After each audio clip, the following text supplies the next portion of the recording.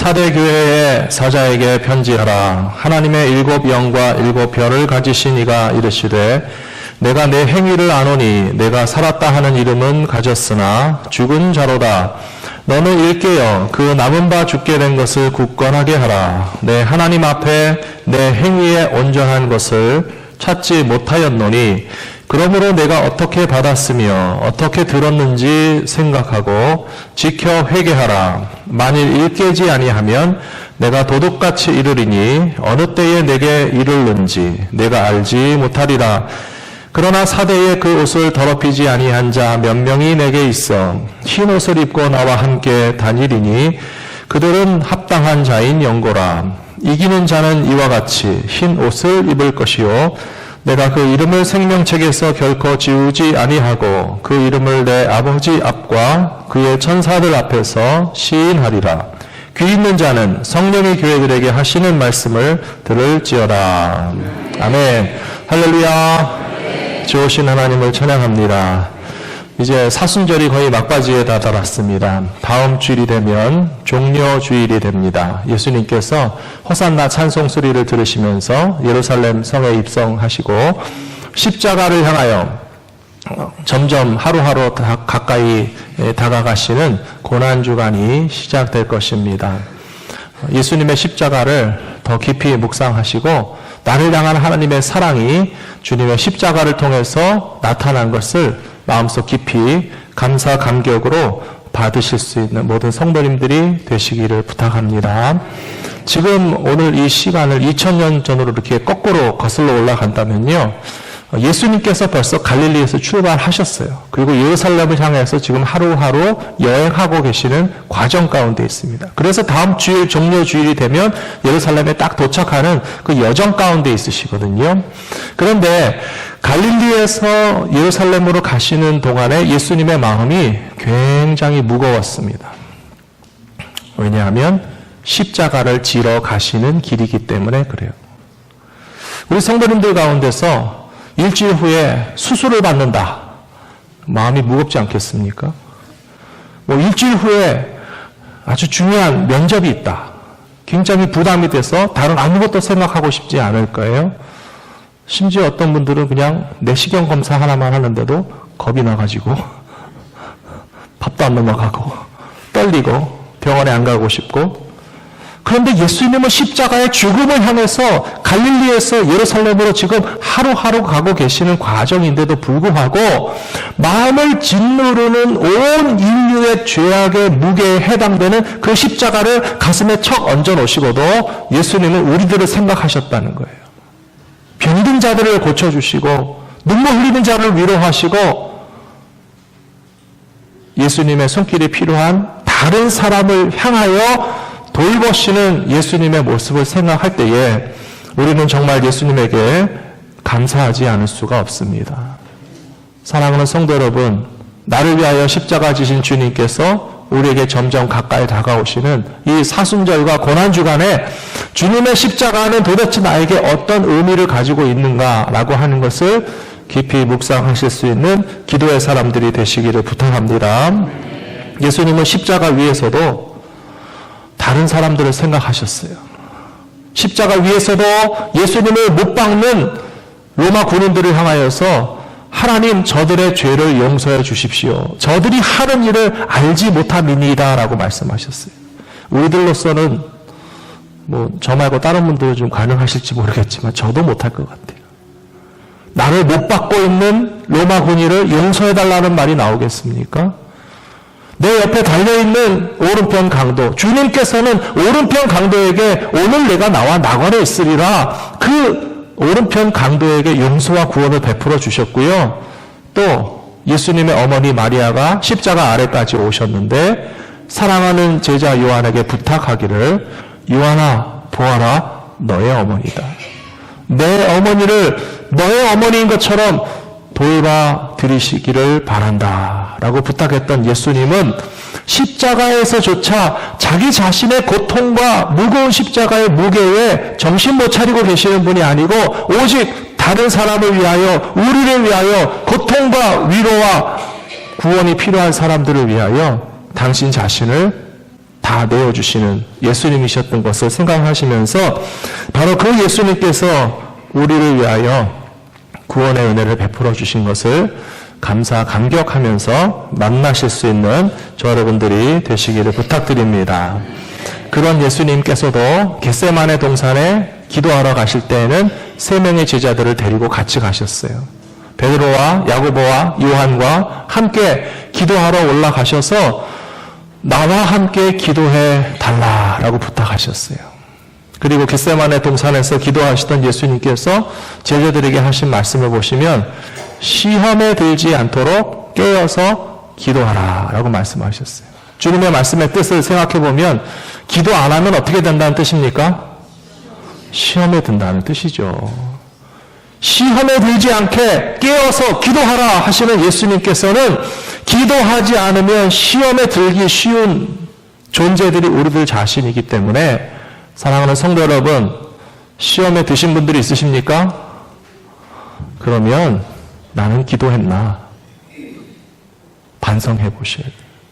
예수님께서 시험에 들지 않게 기도하라고 말씀하셨는데 우리는 기도보다는 잠들어 있고 기도보다는 사람을 원망하고 기도보다는 내 상처에 집중하기 쉬운 연약한 존재이지만 예수님은 십자가의 무게를 홀로 감당하시면서도 죄인들을 용서하시고 병든 자를 고쳐주시고 나사로의 죽음을 살리시면서 그 동생들의 눈물을 닦아주신 예수님께서 우리를 위로해 주시고 우리를 건져 주시고 우리도 살려 주신다는 사실을 확실히 믿으시면서 시험에 들지 않게 깨어서 기도하실 수 있는 모든 성도님들이 되시기를 부탁드립니다.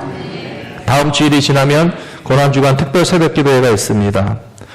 특별 새벽기도에 나오셔 기도하시라고 하는 말씀을 하기가 좀 사실은 민망합니다. 뭐 저를 위해서 기도해 주시라는 겁니까? 아니에요. 예수님이 초대하시는 기도의 자리고 우리 성도님들에게 기도가 필요합니다. 그렇기 때문에 저는 주님을 대신해서 우리 성도님들에게 말씀드리고 싶어요. 고난주간 새벽기도회에 길을 쓰고 나와서 기도하십시오. 예수님은 나를 위해서 십자가도 감당하셨는데 일주일 동안 기도하는 자리에도 못 나가는 우리의 모습은 부끄러운 모습이고요. 시험에 들지 않도록 깨어서 기도하라 하신 말씀을 생각한다면 우리는 우리 자신을 위해서도 기도해야 됩니다. 시험에 들지 않게 깨어서 기도하는 자리에 많은 성도님들이 함께 동참하시게 되기를 부탁하겠습니다. 오늘은 소아시아에 있는 7교회 중에서 4대 교회라고 하는 교회에 주시는 예수님의 말씀을 우리가 같이 듣기를 원합니다. 4대 교회를 향하여 말씀하시는 예수님께서는 당신 자신을 소개하시기를 3장 1절에서 말씀하시기를 7 영과 7 별을 가진 분이시다. 그렇게 되어 있어요. 각각의 교회를 향하여 말씀하시는 예수님께서는 그 교회에 필요한 대로 예수님 당신 자신이 어떤 분이시다에 대해서 계속적으로 소개하고 계시는 말씀을 보셨죠. 죽도록 충성하라 라고 말씀하신 교회에는 뭐라고 말씀하셨는가 하면 죽었다가 다시 사신 예수님이라고 소개하고 있어요. 그러니까 죽음에 대해서 말하는 것이 아니라 죽음 너머에 영생과 생명을 주시는 예수님이시기 때문에 죽는 것도 두려워하지 말고 충성해야 된다라고 이야기하실 때에는 예수님 자신을 소개하실 때에 죽었다가 다시 살아난 자라고 자기를 소개하고 계시는 거예요. 그러면 여기 4대 교회를 말씀하시기를 7 영과 7 별을 가지신 분이라고 얘기했기 때문에 이것은 교회를 향한 예수님의 어떤 아이덴티티를 설명하는 건가 하면 교회의 주권이 되고 주인이 되시고 예수님 없이는 교회가 존재할 수 없다라고 하는 것을 밝히시는 그런 선언이 되는 것입니다. 사랑하는 성도 여러분, 예수님 없이 교회가 존재 가능하겠습니까? 불가능하죠. 예수님이 안 계시다면 우리가 예수 믿고 구원받는 일이 가능하겠습니까? 불가능합니다. 그래서 7개의 영을 가지시고 7개의 별을 가지셨다라고 하는 것은 교회의 주인이고 주권이고 머리시고 예수님 없이는 교회가 존재하지 못하는데 그런 줄 안다면 어떻게 신앙생활 해야 되는지를 일깨워 주시기 위해서 예수님께서 이렇게 설명하고 계시는 것입니다. 요한계시록 1장에 보시면 7개 교회를 향하여서 7 촛대 사이를 지나시고 7 별을 가지신 분이라고 예수님을 소개하고 있습니다. 또 1장 마지막 20절에 보시면 오른손에 7개의 별의 비밀을 갖고 있고 7 금촛대와 7 별을 가지신 주님은 그것이 7개의 교회를 향한 주님의 메시지라고 이미 설명되어 있기 때문에 특별히 4대 교회를 향하여 주시는 주님의 음성이 무엇인지를 오늘 함께 듣기를 원합니다. 뭐라고 하셨는가 하면요, 4대 교회는 이름은 살아있는 것 같은데 사실은 죽은 자로다 라고 말하고 있습니다. 저는 이 말씀을 읽으면서 오늘 이 시대의 교회와 크리스찬들이 정신을 차려야 된다고 생각합니다. 다른 사람에게 하시는 말씀이 아니고요, 오늘 우리들과 우리 교회를 향하여서 주님이 말씀하실 때 살았냐 죽었냐 라고 하실 수 있다는 거예요. 살으셨습니까? 죽었습니까? 대답이 없으십니까? 주님이 우리의 행위를 살피시고 우리의 믿음을 살피시고 우리를 살리기 위해서 십자가 위에서 죽으신 예수님께서 생명 받았으면 살았으면 어떻게 돼요? 움직여야죠. 살았는데 안 움직이면 식구들 중에 너무 깊이 잠을 주무시는 분 있으면 확인하잖아요. 야, 잠 안 깬다. 죽었나 살았나 가서 확인해봐라. 농담처럼 이야기하지만요, 살았으면 움직여야 된다는 거예요. 살았으면 행위가 있어야 된다는 거예요. 믿음과 행위는, 믿음에 있어서 행위라고 하는 것은 구원의 조건이 아니고 우리는 오직 믿음으로 구원받지만, 그러나 하나님께서 우리에게 구원을 주셨고 생명을 주셨으면 그 구원받은 자로서 마땅한 움직임, 행위, 실천, 순종이 따라와야 구원받은 사람이라고 하는 것을 인정받게 되는 것이지, 살아있는데, 생명 받았는데, 예수님께서 우리를 살리시기 위해서 십자가에서 죽으시고 살아나셨는데, 그 생명 받은 4대 교회 성도들, 왜 안 움직이냐는 거예요. 사랑하는 성도 여러분, 거기에 우리가 도전을 받으시고, 주님이 원하시는 교회와 크리스찬의 모습이 무엇인지를 우리들 자신에게 비춰 보실 수 있기를 부탁합니다. 첫 번째로 예수님께서 칭찬하시는 믿음은 새 속에 물들지 않는 신앙입니다. 4대 교회를 향하여 하시는 말씀 4절에 보시면, 4대에 그 옷을 더럽히지 아니한 자 몇 명이 내게 있어서 흰 옷을 입고 나와 함께 다니리니 그들의 행위는 합당하다고 볼 수 있다. 하지만 몇 명 빼놓고 나머지 사람들은 어떻다는 것입니까? 더럽혀졌다는 것입니다. 새 속에 물들었다는 것입니다. 죄악 세상에 휩쓸리고 있다는 것입니다. 예수님께서 보시기에 합당하다고 인정할 수 있는 사람은 4대 교회에서 몇몇 소수에 불과하고, 대부분의 성도들이 세상의 물결에 휩쓸려서 새 속에 물들었기 때문에 그런 사람들의 신앙은 인정받을 수 있는 행위가 아니라고 주님께서 책망하시는 이유를 우리가 기억해야 될 줄로 믿습니다. 주님이 원하시는 거룩한 삶이란 갈라디아서 5장 17절에 이렇게 나와 있습니다. 육체의 소욕은 성령을 거스리고 성령은 육체를 거스리나니 이 둘이 서로 대적함으로써 너희가 원하는 것을 하지 못하게 하려 함이라. 그렇게 되어 있습니다. 잘 아시는 말씀이죠? 공동번역으로 다시 읽어드리면, 육체의 욕망은 성령을 거스리고 성령께서 원하시는 것을 하면 육정을 거스리게 됩니다.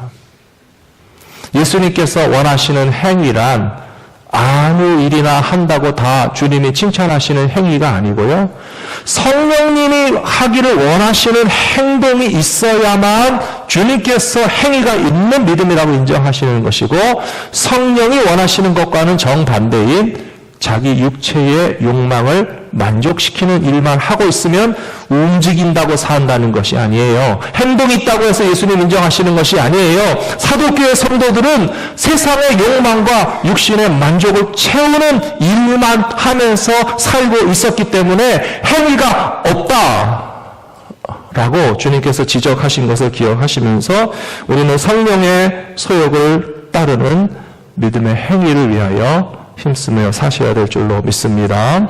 야고보서 1장 27절 말씀 같이 한번 읽어보시겠습니다. 하나님 아버지 앞에서 정결하고 더러움이 없는 경건은 곧 고아와 과부를 그 환난 중에 돌보고 또 자기를 지켜 새 속에 물들지 아니하는 그것이니라. 아멘. 하나님께서는 우리가 다 경건한 신앙의 삶을 살기를 원하십니다. 그 경건이라고 하는 것은 무엇을 의미하겠습니까? 세속에 물들지 않는 것이 당연히 포함되고요. 고아와 과부를 그 환난 중에 돌보는 것도 당연히 포함되어야 합니다. 어느 한 가지를 했다고 해서 다 했다라고 말씀할 수 없습니다. 나는 교회 다니는 사람이니까 세속에 전혀 물들지 않았어 라고 큰 소리 치실 수 있으면 참 좋겠습니다. 잠시 후에 설명드리겠지만 교회 다니는 사람이라고 해서 나는 세속에 물들지 않았다고 정말 큰 소리 칠 수 있는지 우리들 자신을 솔직하고 깊이 있게 들여다보셔야 됩니다. 그런데 그거보다도 더 못하고 있는 것은 무엇인가 하면 말씀 계속 보여주십시오. 많은 크리스찬들이 나는 교회 다니니까 경건하고 세속에 물들지 않았다라고 하는 그런 자위에 빠져 있을 뿐만 아니라 고아와 과부를 환난 중에 돌보고 있는 것은 하고 있느냐? 라고 질문하시는 주님의 말씀에 대답할 수 있어야 됩니다.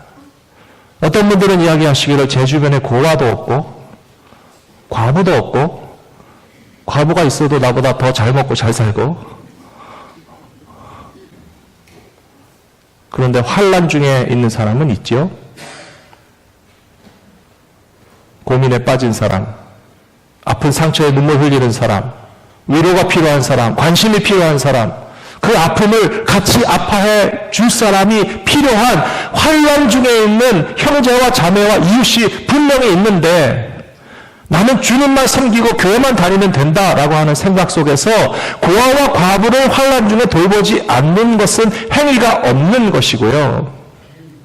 그 다음에 세속에 물들지 않는 것. 사대교회를 향하여 이런 말씀을 하신 이유가 다 있습니다. 이 사대라고 하는 것은 영어로 사르디스라고 되어 있습니다. 이 사르디스라고 하는 장소는 소아시아 터키 지역에 있는 고대 리디아 왕국의 한 도시입니다.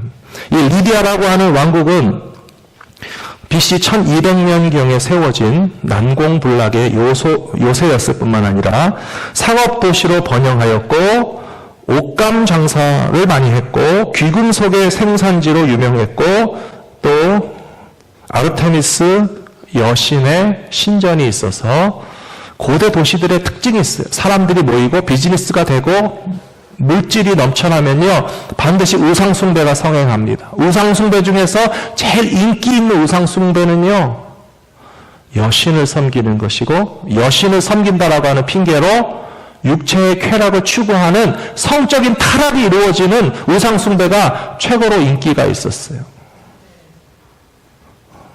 아멘이라고 하셨습니까? 제가 잘못 들었죠? 네.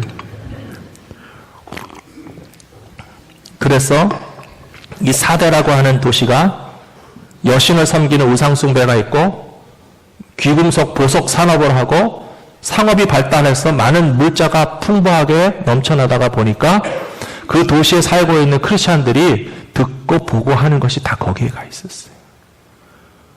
음란한 문화의 도시 가운데 살면요 나는 안 그러고 싶은데도 들리고 보이고 유혹받고 거기에 빠지기 쉬운 거예요.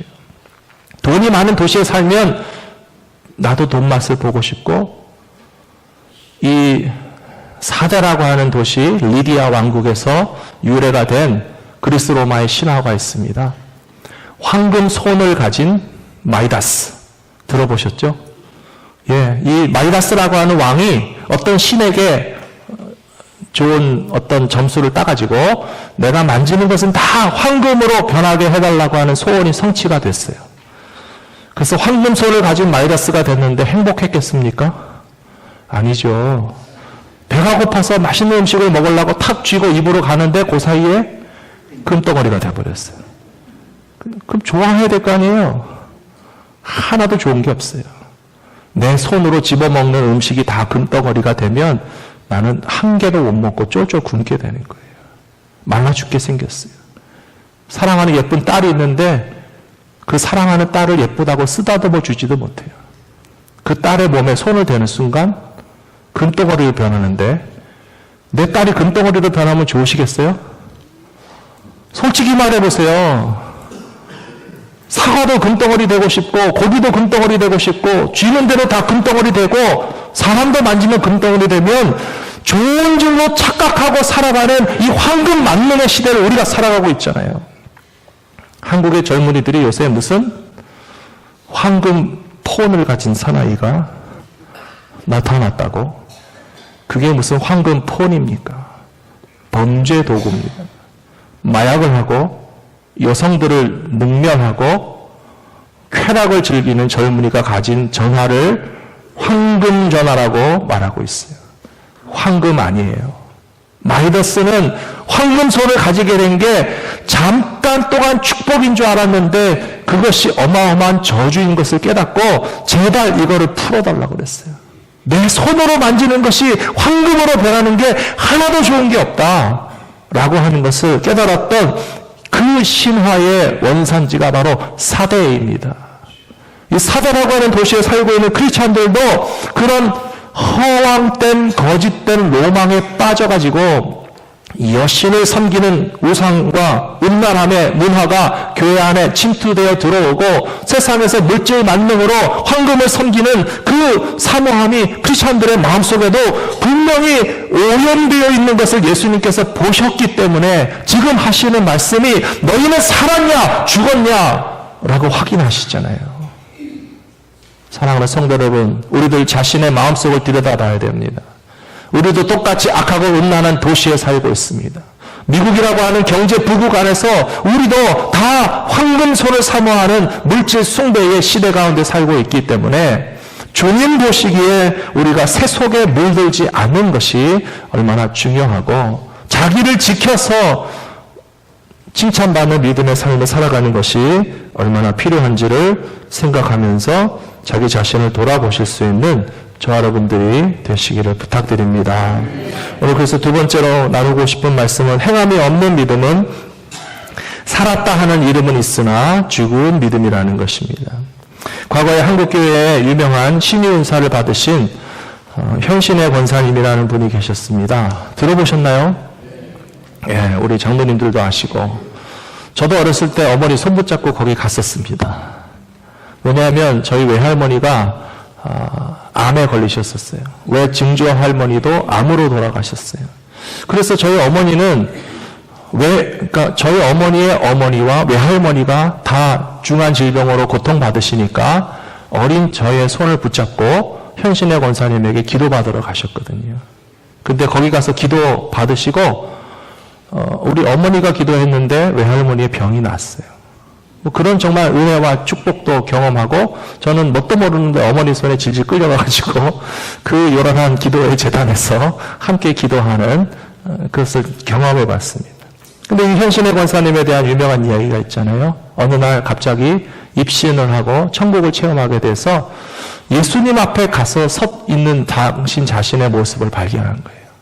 그래서 현신의 권사님이 예수님 저 한국교회 현신의 권사입니다. 아픈 사람 많이 기도해주고 병든 사람 많이 낫게 하는 일 하다가 왔습니다. 그랬더니 예수님께서 잘 모르겠는데 그래서 예수님에게는 하도 많은 크리스찬들이 세계에 많으니까 나는 별로 유명한 사람이 아닌가 싶어가지고 현 권사님이 알고 있는 한국교회의 가장 큰 세계에서 제일 큰 교회 목사님의 이름을 대면서 아무개 목사님은 아시지요? 그랬더니 그 사람도 잘 모르겠는데 라고 하시고 그러면 정말 전국 사방의 교회마다 불려다니면서 부흥하시는 부흥강사 아무개 목사님은 아십니까? 라고 물어봐도 예수님은 그 사람도 모르겠는데 라고 해서 너무 놀라셨다는 거 아니에요. 두렵지 않습니까? 웃을 이야기가 아니에요. 저도 주님 앞에 가서 예수님 저 강진호 목사입니다. 너 누구냐? 라고 그러시면 끔찍할 것 같아요. 전율이 일어납니다. 예수님께서 사대교회 성도들 교회 다니고 예배드리고 신앙생활하고 있는데 너희 누구냐? 라고 물으시는 거예요. 예수님이 도무지 알지 못한다라고 이야기한 사람들이 누가복음, 마태복음, 요한복음에 나옵니다. 누가복음 6장 46절에서 너희는 나를 불러서 주여 주여 하면서도 어찌하여 내가 말하는 것을 행하지 않느냐. 주여 주여 한다고 해서 주님이 알아주시는 것이 아니고 주님이 하시는 말씀을 실천하지 않는 사람들은 나는 모른다 라고 주님 말씀하신다고 성경에 나와 있어요. 마태복음 7장 21절에서 나더러 주여 주여 하는 자마다 천국에 다 들어가는 것이 아니고 다만 하늘에 계신 내 아버지의 뜻대로 어떻게 해야 된다고요? 행하는 자라야. 믿음으로 구원받습니다. 하지만 믿었으면 행해야 됩니다.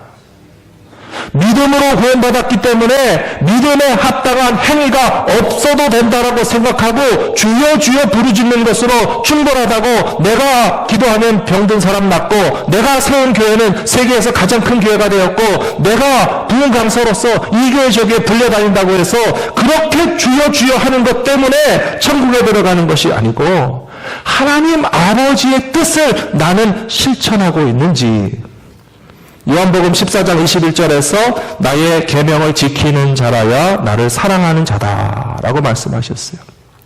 현신의 권사님이 72세 때 북한 선교를 위해서 30억 원을 다 내놓으셨다고 그래요. 평생 40년 동안 치유 사역을 하셨어요. 권사님이시기 때문에 목회자들을 존경하고 목회자들을 앞세우시면서도 그분의 삶과 가정에 축복해 주신 어마어마한 재산 가운데 80년대에 30억 원 하나님께 다 드리는 게 마땅하다는 것을 깨달으신 거예요. 사랑하는 성도 여러분, 우리가 행하는 것이 나 자신의 욕망을 채우기 위한 행위인지 성령께서 내 안에서 내게 명령하시는 것을 나는 다만 순종하고 복종하고 하나님께 영광 돌리는 일을 위하여서 쓰임받는 것만으로 감사하는 믿음의 행위를 가지고 살아가고 있는지 우리들 자신을 돌아보실 수 있는 저와 여러분들이 되시기를 부탁합니다. 세 번째로 행함이 있는 믿음이란 적은 능력으로 주님의 뜻에 순종하는 것이 바로 행함이 있는 믿음이라는 것입니다. 사대교회는 칭찬받은 게 없습니다. 물론 몇 명의 성도는 더럽히지 않았다라고 인정해 주셨지만 교회 전체를 봤을 때는 책망받은 것밖에 없는데 요한계시록 3장 8절에서는 빌라델비아 교회를 칭찬해 주시고 있습니다. 같이 읽어보겠습니다. 볼지어다 내가 내 앞에 열린 문을 두었으되 능히 닫을 사람이 없으리라. 내가 내 행위를 아노니 내가 작은 능력을 가지고서도 내 말을 지키며 내 이름을 배반하지 아니하였도다. 아멘. 여기 보시면 예수님께서 빌라델비아 교회도 그들의 행위를 감찰하셨어요. 앞에서도 나왔죠. 사대교회 교인들을 향해서 말씀하시기를 내가 너희의 행위를 아노니 살았는지 죽었는지 모르겠다라고 책망하신 데 비해서 빌라델비아 교회에게는 말씀하시기를 나는 너의 행위를 아노니 너희는 적은 능력을 가지고서도 내 말을 순종하고 내 이름을 배반하지 않은 믿음의 행위가 있었다는 것을 칭찬해 주시고 있습니다. 중요한 것은 많은 능력을 가지고 순종한 것이 아니고 적은 능력을 가지고 순종했다는 게 중요합니다. 사랑하는 성도 여러분, 저는 이 적은 능력을 가지고 주님의 말씀에 순종했다라고 하는 말씀의 뜻을 아직 아무 능력이 없을 때부터라고 해석하고 싶어요. 우리는 살다 보면 능력이 있을 때가 있고 없을 때가 있습니다. 그러시죠? 안 그러신가요? 능력이 많을 때도 있고 적을 때도 있고 젊었을 때도 있고 늙었을 때도 있고 건강할 때도 있고 아플 때도 있고 부자일 때도 있고 가난할 때도 있어요. 그렇잖아요. 우리의 가진 능력은 많을 때도 있고 적을 때도 있고 적었다가 많아지고 많았다가 적어지는 거예요. 그런데 주님의 말씀에 순종해야 될 때는 언제인가? 많은 사람들이 생각하기를 나중에라고 생각해요. 나중에. 근데 빌라델비아 교회 성도들이 칭찬받은 이유가 있다면 내가 적은 능력을 가지고서도 내 말에 순종하였으니 잘하였도다. 착하고 충성된 종이라고 칭찬해 주시는 그 말씀의 뜻이 무엇인지를 분명히 기억하시게 되기를 부탁합니다. 사랑하는 성도 여러분, 우리 빌립보서 4장 12절 말씀을 다 좋아하시죠? 같이 한번 읽어보실까요? 나는 비천에 처할 줄도 알고 풍부에 처할 줄도 알아. 모든 일, 곧 배부름과 배고픔과 풍부와 궁핍에도 처할 줄 아는 일체의 비결을 배웠노라. 내게 능력 주시는 자 안에서 내가 모든 일을 할 수 있느니라. 아멘. 빌립보서 4장 13절을 좋아하시고 유명한 말씀입니다. 그런데 이 말씀을 아전인수로 해석하지 마세요. 잘못된 해석이 무엇인가 하면 하나님께서 내게 큰 능력을 주시면 내가 하고 싶은 일을 다 할 수 있겠다. 이렇게 해석하시면 잘못된 겁니다. 주님이 언제 내 하고 싶은 일 시컷하라고 내게 능력을 주시겠습니까? 그래서 내 맘대로 하면 그 일이 육신의 소욕을 이루겠습니까? 성령의 소욕을 이루겠습니까? 육신의 소욕을 이루겠죠. 이 말씀을 그렇게 어비주하고 잘못 해석하는 거예요. 개인의 욕망을 이루기 위해서 내게 능력 주시면 내가 하고 싶은 일을 다 할 수 있게 해주시는 예수님을 마치 마술램프의 지니의 요정과 같이 문지르며 튀어나와서 내 소원을 들어주는 존재로 하나님을 내 욕망 충족의 도구로 사용하려고 하는 크리스찬들은 잘못된 것입니다. 그 앞에 12절 말씀을 확실히 보십시오. 사도 바울이 뭐라고 대답했는가 하면 나는 비천에 처할 줄도 알고 풍부에 처할 줄도 알아서 배고픔과 배부름에 온갖 비결을 다 배웠기 때문에 하나님께서 내게 능력 주시는 대로 성령님이 원하시는 일을 나는 나의 조건과 환경과 상황과 관계없이 주님의 일을 해가는 사람입니다. 라고 하는 고백으로서 연결해서 12절과 13절을 해석해야 정확한 해석이 나온다는 거예요. 사랑하는 성도 여러분, 주님의 일을 하실 때에 비천할 때도 하시고 배고플 때도 하시고 궁핍할 때도 하시는 믿음의 사람들 되시기를 부탁합니다. 많은 사람들이 생각해를 나는 부자 되면 하겠다고. 부자 돼서 헌금하시는 분들은 가난할 때 헌금하셨습니까? 안 하셨습니까? 안 했어요? 하신 줄로 아는데. 부자일 때 헌금하시는 분들 가난할 때 헌금하셨어요? 안 하셨어요? 하셨죠? 그러면 가난할 때 헌금하는 사람이 부자 될 때 헌금합니까? 안 합니까? 하셔야 되겠죠. 힘들어도 하셔야 되겠죠. 네. 그런데요, 가난할 때 헌금 안 해요. 하면 부자 되면 헌금할게요. 가난할 때 헌금 안 한 사람이 부자 된다면 헌금할 수 있을까요? 지금 얘기하셨잖아요. 가난할 때는 헌금하기 쉬운데 부자할 때는 헌금하기가 어렵다고 하시는 분이 있을 정도인데 가난하기 때문에 헌금 안 하는 사람이 부자 된 다음에 헌금한다라고 하는 것은 무슨 소리인가 하면요. 나중에 밥 살게. 똑같은 소리예요. 나중에 밥 살게라는 사람의 밥을 얻어먹으려고 기다리다가 굶어 죽을 수가 있어요. 한국에 가서 살고 있는 외국인들이 다 알고 있는 사실이에요. 코리안이 나중에 밥 살게 하면 안 살 가능성이 많다는 사실을 알아야 된다. 이제 외국인도 알아들어요. 부자 되면 헌금하겠습니다라고 얘기하지 마시고 나는 지금 가난하지만 나는 지금 하나님 앞에 합당한 물질을 드려야 할 믿음의 고백을 가진 사람이라고 하는 사실을 증명하셔야 됩니다. 어떤 분들은 시간 많으면 봉사하시겠다고 그래요. 정말 그럴까요? 은퇴하면 봉사하시겠다고 그래요. 성공하면 봉사하시겠다고 그래요. 영주권 받으면 봉사하시겠다고 그래요. 결혼하면 봉사하시겠다고 그래요. 애 다 키우면 봉사하시겠다고 그래요. 얼마나 핑계가 많은지. 지금 안 하는데 빌립보서 말씀 말고 앞에 뭐라 그랬죠? 요한계시록 3장 8절에서 빌라델비아 교회 성도들이 칭찬받은 이유는 네가 작은 능력을 가지고서도 내 말을 지키고 내 이름을 배반하지 않은 것을 칭찬해 주시는 거예요. 이것은 우리가 바쁜데도 시간이 없는데도 물질이 없는데도 능력받지 못했는데도 나는 비천하고 나는 배고프고 내 능력으로는 아무것도 할 수 없는 것 같아 보이는 지금 현재 나의 상황에서도 하나님께서 일하게 하시는 성령의 소욕을 따라서 지금 순종하고 있으면 그 행동은 칭찬받는 행동이고요. 나중에 암만 시간이 많고 돈이 많아도 그 많은 시간과 돈을 가지고서 일평생 육체의 소욕을 만족시키는 데만 살아왔지 주님이 칭찬하시는 행위를 위하여 살지 못했다면 예수님은 질문하실 겁니다.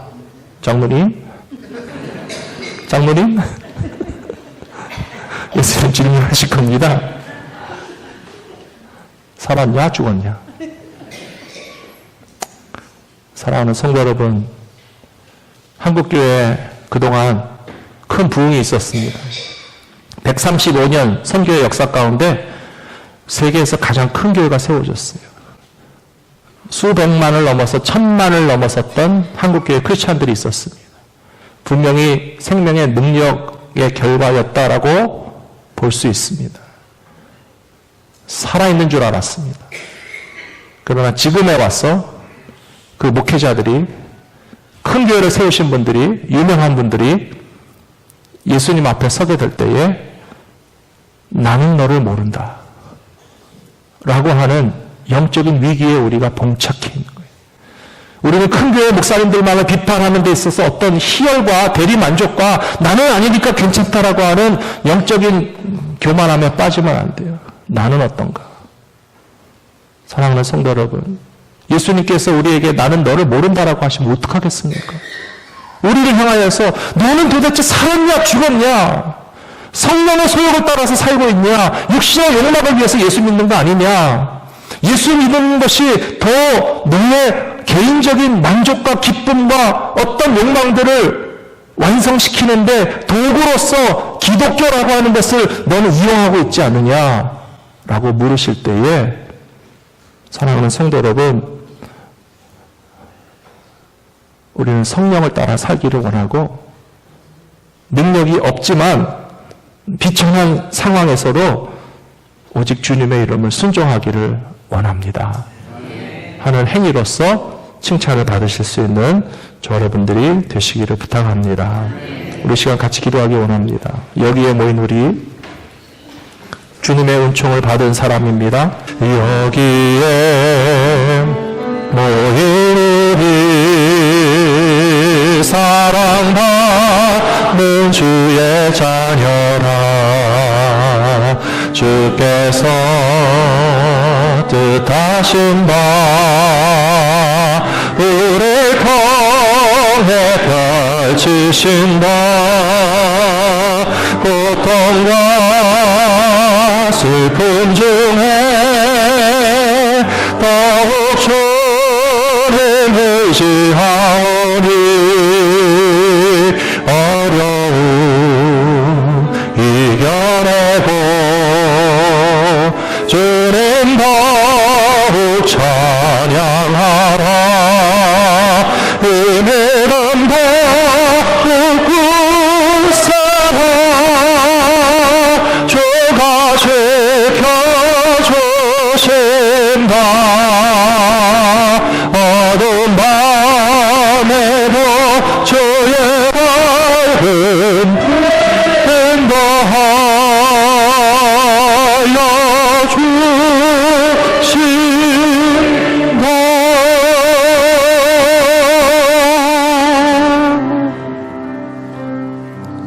자비로우신 아버지 하나님, 어두운 밤에도 우리들을 인도하여 주실 줄로 믿습니다.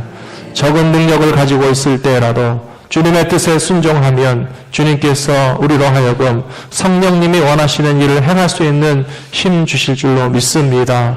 가난에도 처할 줄 알고 배고픔에도 처할 줄 알고 우리의 가진 능력이 얼마 없다고 해서 주님께서 원하시는 일을 하지 않아도 된다라고 하는 핑계 삼지 않게 하여 주시옵시고, 건강하지 못하기 때문에 할 일이 많기 때문에 미국 이민 생활에 정착하지 못했기 때문에 나는 아직도 이 세상에서 내 육신을 위하여 하고 싶은 일들이 너무 많기 때문에 나중에 은퇴한 뒤까지 주님 기다려 주십시오라고 핑계하면서 주님께서 우리 안에 행하실 놀라운 일들을 외면하지 말게 하여 주시옵시고, 주님께서 의롭게 행하는 자들을 찾으시는 이때에 참된 믿음의 사람 가운데 인정받을 수 있는 흰옷을 입고 생명책에 이름이 기록되어 있으며 하나님께 앞에서 우리 주님께서 우리를 모른다 하지 않으시고 우리를 시인하여 주시는 놀라운 역사가 일어날 수 있도록 성령님의 원하시는 일을 순종하며 살아가는 저희 모두가 될 수 있도록 이끌어 주시옵소서.